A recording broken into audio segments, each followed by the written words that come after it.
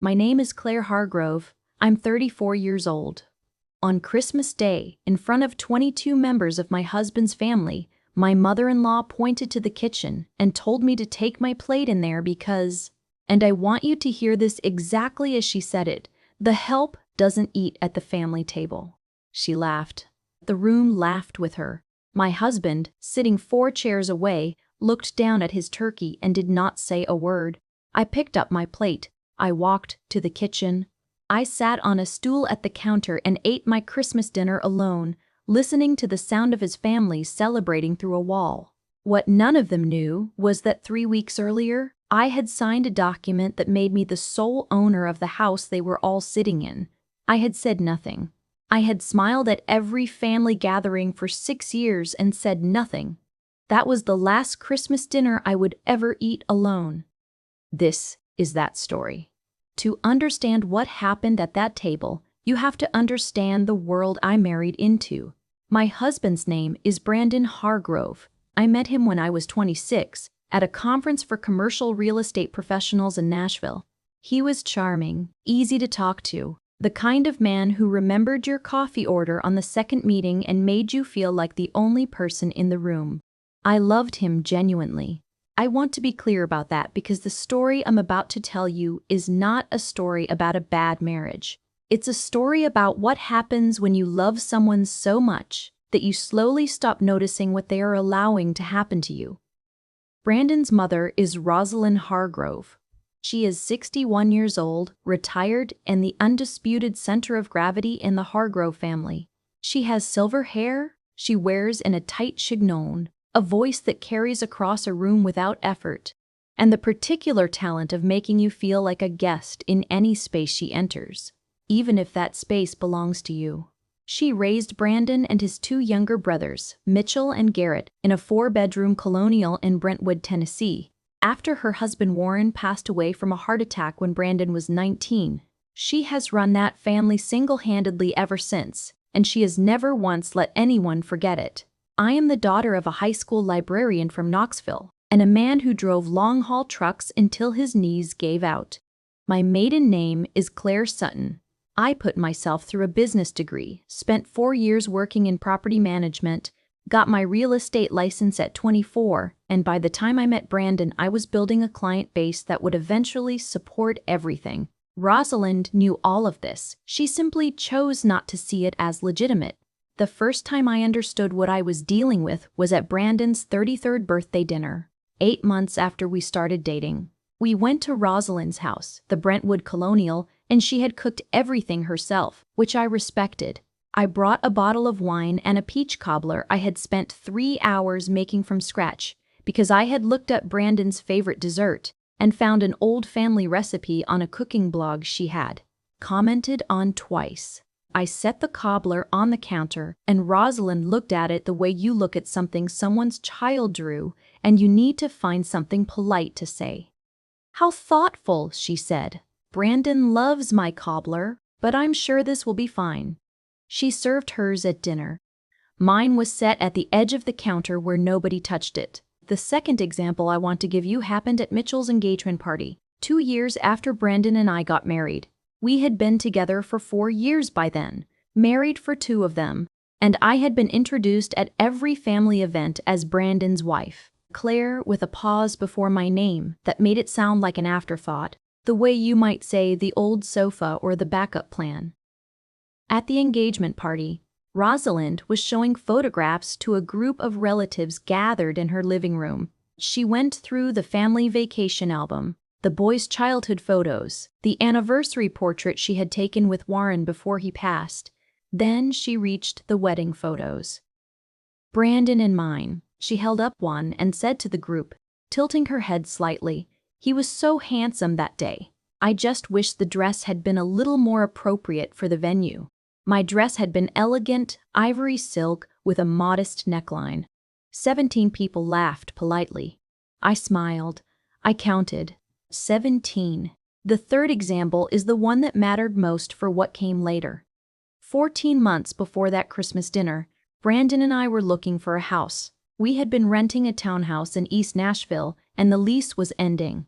Brandon had found a property on Sycamore Creek Road, a 4-bedroom craftsman on almost 2 acres, listed at $412,000. It needed cosmetic work, new flooring, updated kitchen fixtures, fresh paint throughout. Brandon loved it. I loved it. The issue was that Brandon had taken a career pivot the previous year, leaving his corporate finance job to start a consulting firm with his brother Garrett, and his credit profile at that moment was not strong enough to anchor a mortgage on his own. Mine was. I had spent a decade building a financial life with the discipline of someone who knows what it feels like to not have a safety net. My credit score was 794. My debt-to-income ratio was clean. I was pre-approved for the full amount within 48 hours of applying. We sat at the kitchen table in our rental and I said, "We can do this in my name and refinance once your business is more established." Brandon agreed. He said, "That makes the most sense." He kissed me on the top of my head and went to watch football. The mortgage was approved in my name only. The deed was filed in my name only. Claire Ann Hargrove, sole owner, recorded at the Davidson County Register of Deeds on the 14th of October, 2 years before that Christmas. What I did not fully register at the time, because I was in love and making practical decisions and not thinking about architecture of power, was that Brandon never told his mother the house was in my name. He let her believe, as she had always believed, that everything in his life was his and everything of mine was incidental. Rosalind came to see the house when we moved in. She stood in the living room and said to her sons, "It's a nice place. Brandon has good taste." I was standing 4 feet away holding a box of kitchen supplies. I smiled. I said nothing. That was 6 weeks before Christmas. Now let me tell you about the weeks leading up to that dinner, because the holiday season in the Hargrove family was not a gentle occasion. It was a production. Rosalind planned every Thanksgiving and Christmas with the precision of a military campaign. Seating charts were determined. Dish assignments were distributed. The dress code was communicated through what she called suggestions in a group text that were not suggestions at all. She had been hosting both holidays at whichever house she deemed most suitable for the gathering size, which in the past had been the Brentwood Colonial. But the Colonial's dining room seated 14 comfortably, and this year the guest list had grown to 22. She needed more space. In the second week of November, she called Brandon on a Tuesday evening while he was in the shower, and I answered his phone out of habit. "Oh," she said when she heard my voice. "Not hello, just oh. I was calling Brandon. He's unavailable right now. Can I take a message?" A pause. "Tell him I'd like to use your place for Christmas. It's the largest. Tell him to call me back." She hung up before I could respond. Brandon called her back. He agreed, of course. He always agreed. He told me afterward with the slightly apologetic shrug I had come to recognize as his emotional white flag. "She just wants somewhere big enough for everyone. It's one day, Claire," I said. "Of course." I began cleaning the house the following weekend. For the 3 weeks between Rosalind's phone call and Christmas Day, I cooked, cleaned, arranged, and coordinated. I ordered a centerpiece from a florist on 12th Avenue. I bought new white tablecloths. I drove 40 minutes to a specialty grocery store Rosalind had mentioned once in passing, because they stocked a particular brand of cream she preferred for her coffee. I did all of this without being asked and without receiving acknowledgement, because I had been doing exactly this for 6 years, and I understood by now that acknowledgement was not part of the arrangement. What I was also doing during those 3 weeks, quietly and without mentioning it to Brandon, was something else entirely. Because 4 months earlier, I had made a decision that I want to explain carefully. I had not made it out of rage. I had not made it in reaction to any single incident.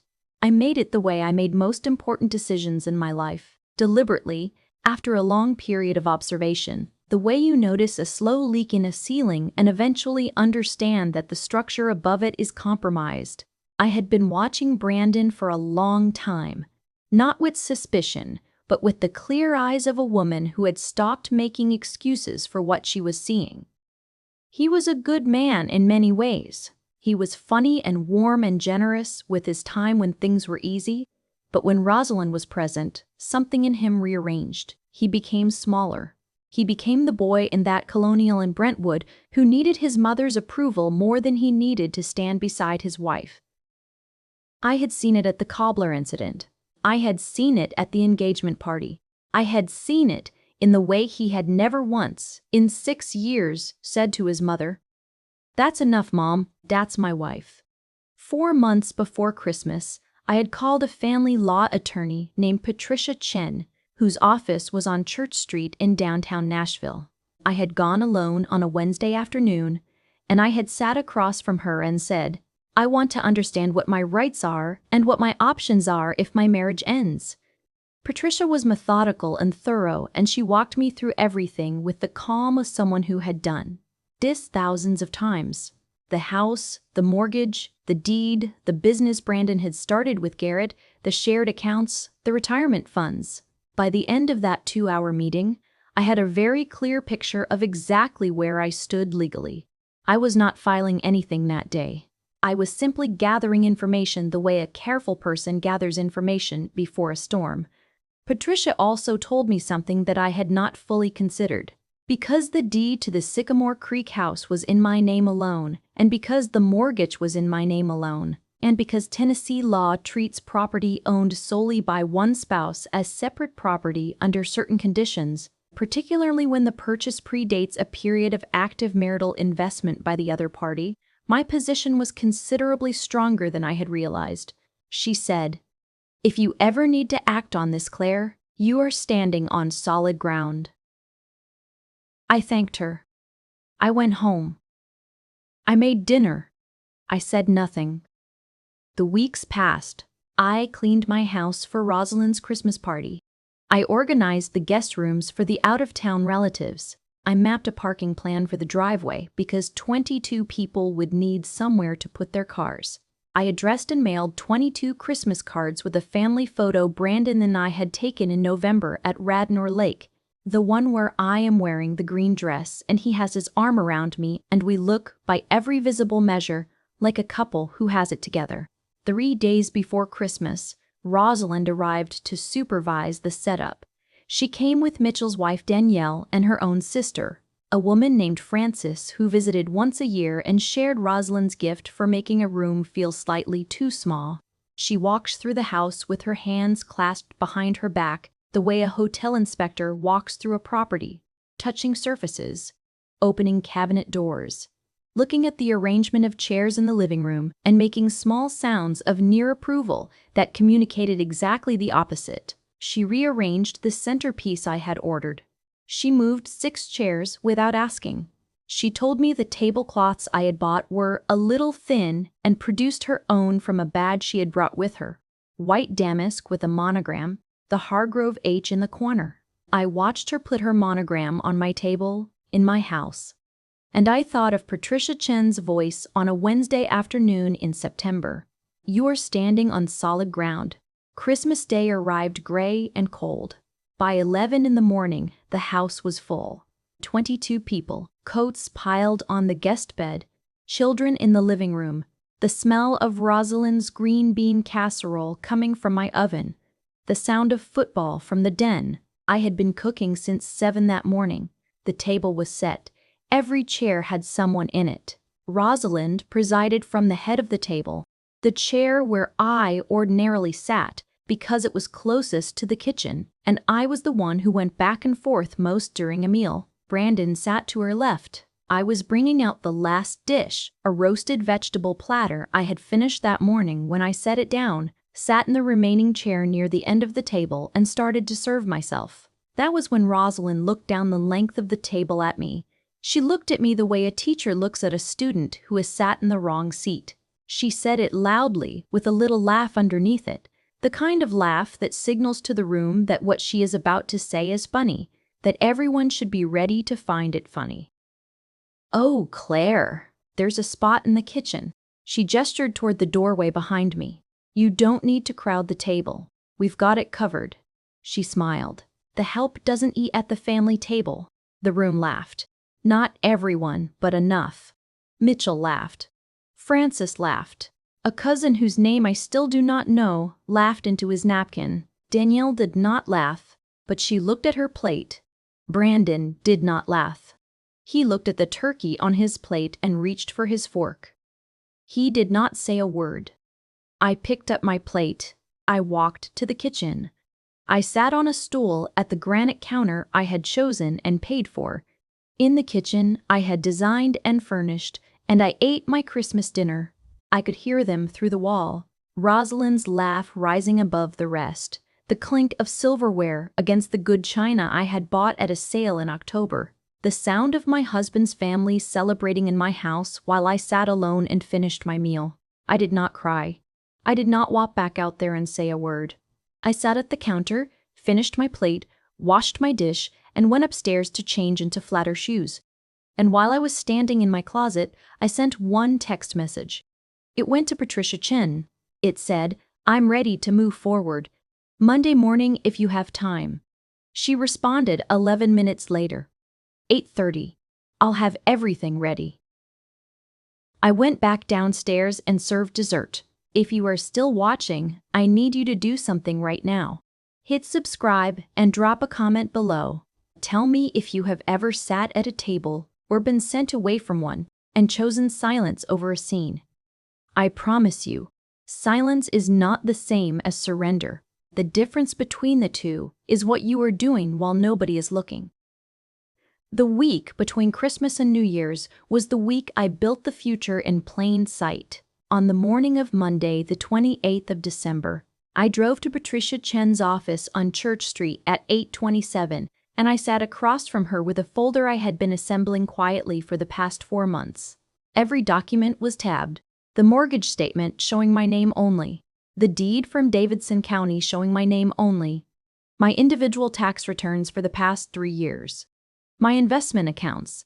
My real estate license and the commission statements from the previous 18 months. A printed record of every household expense I had paid in the past 2 years. Pulled from my bank statements and organized by month. Patricia opened the folder, read for 6 minutes without speaking, and then looked up and said, "You've been thorough."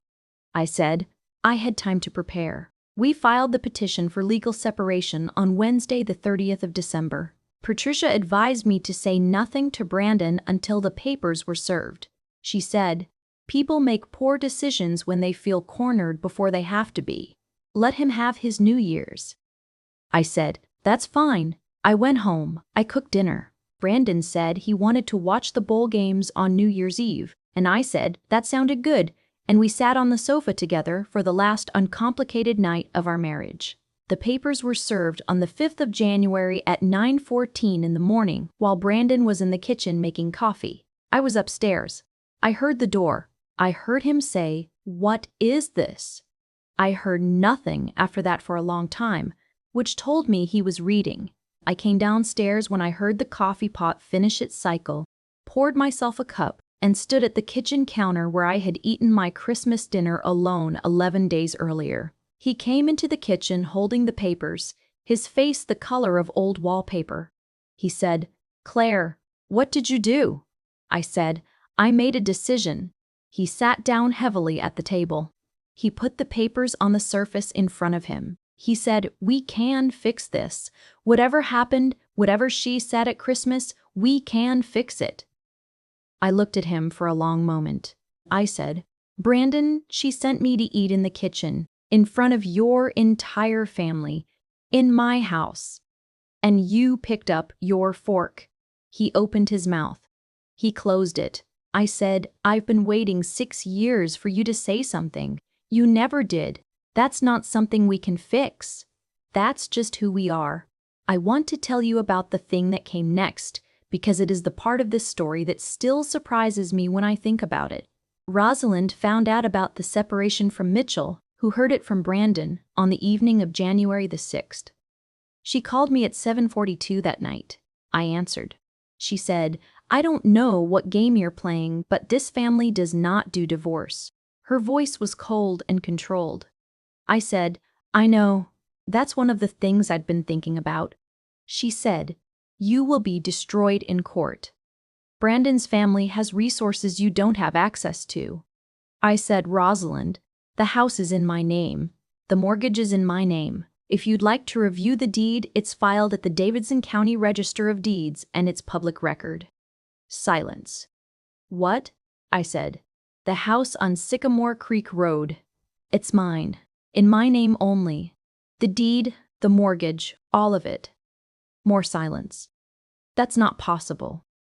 "It is possible. It's also legal.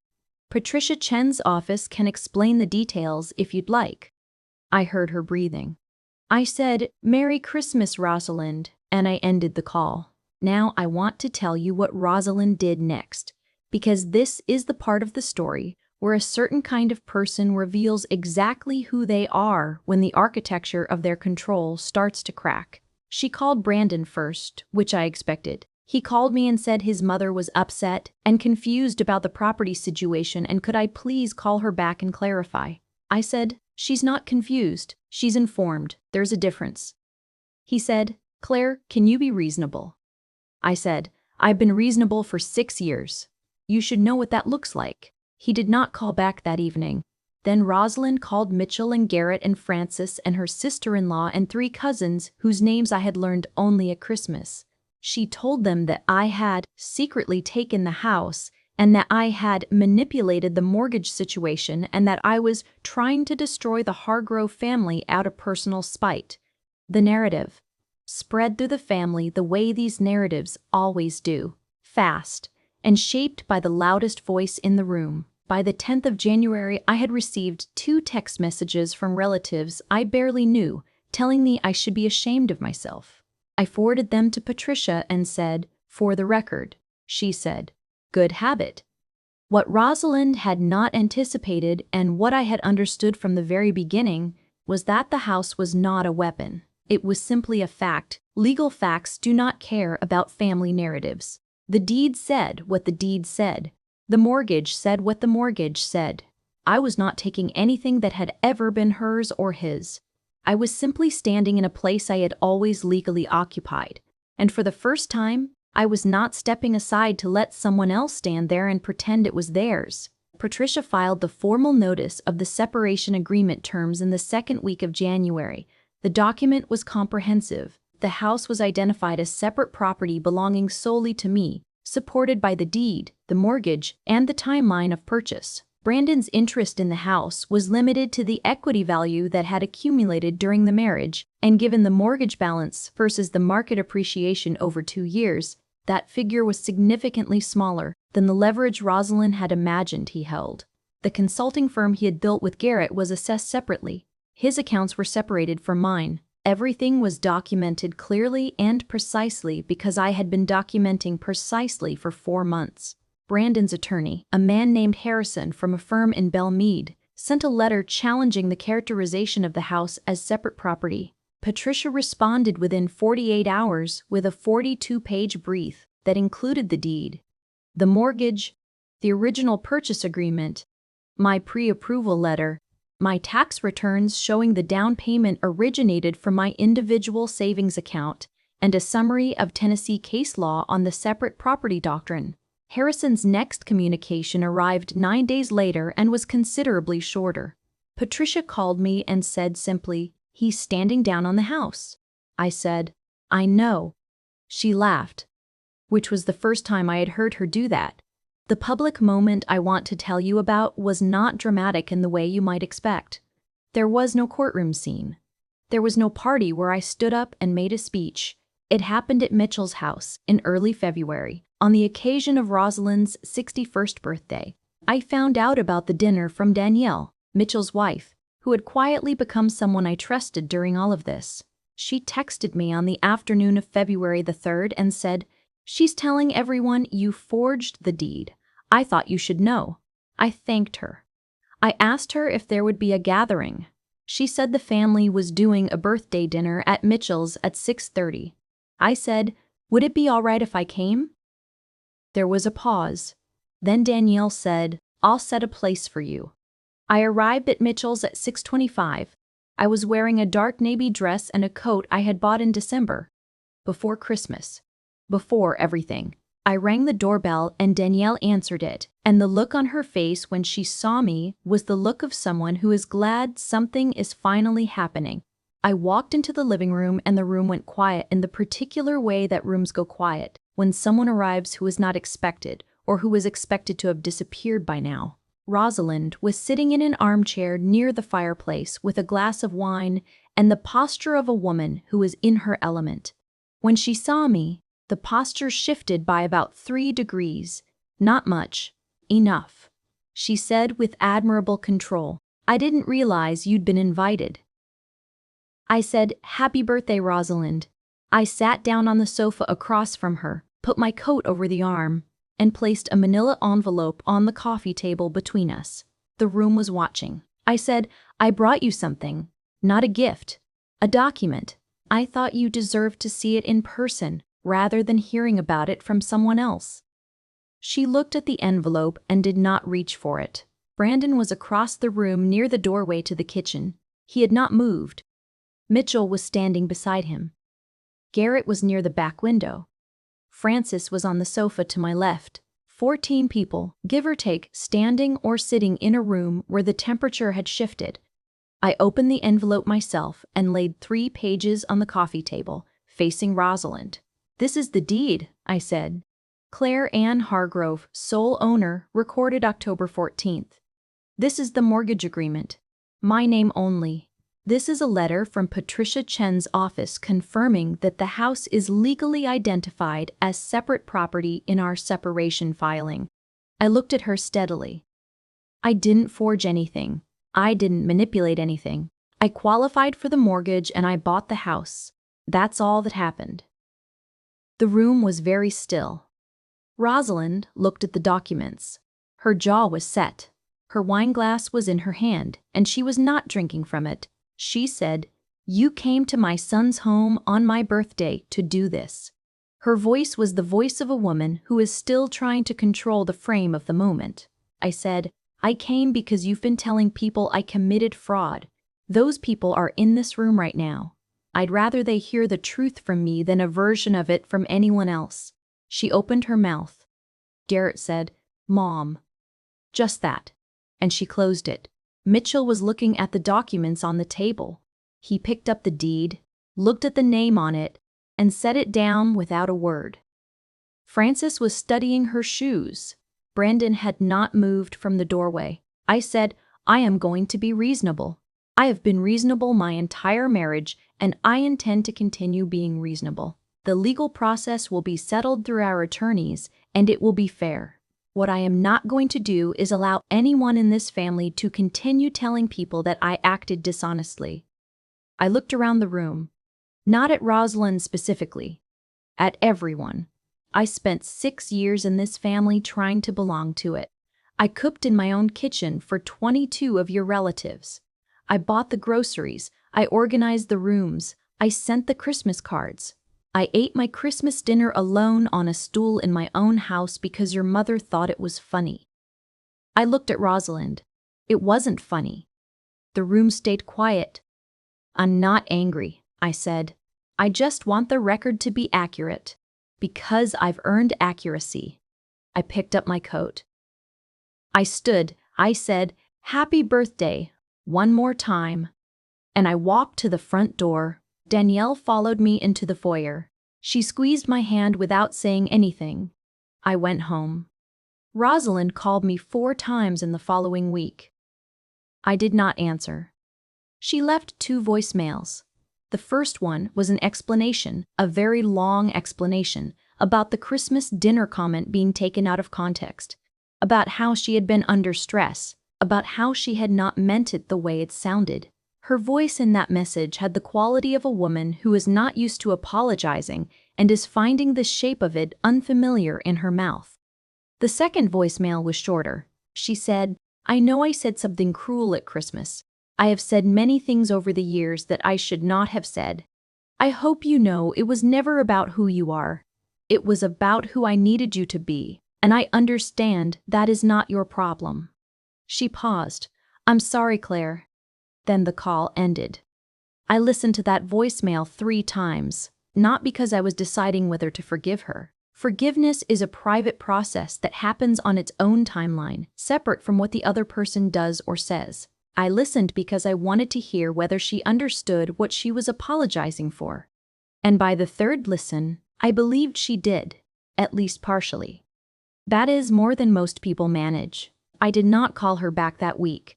I thought about what to do with it, and I decided that I would let some time pass before I decided anything at all. Brandon and I finalized the legal separation terms in March. The house remained mine. He received a portion of the equity value that had been established during our 2 years of shared residency, which was calculated fairly and which I did not contest. The consulting firm remained his. We divided the shared accounts cleanly. Patricia was thorough and professional throughout, and the process, while not painless, was not what either of us had feared when we were in the middle of it. Brandon and I had one conversation alone, near the end of it, in the parking lot of Patricia's building. He said, "I should have said something at Christmas." I said, "You should have said something long before Christmas." He nodded. He looked at the ground. He said, "I know. I'm sorry." I believed him too.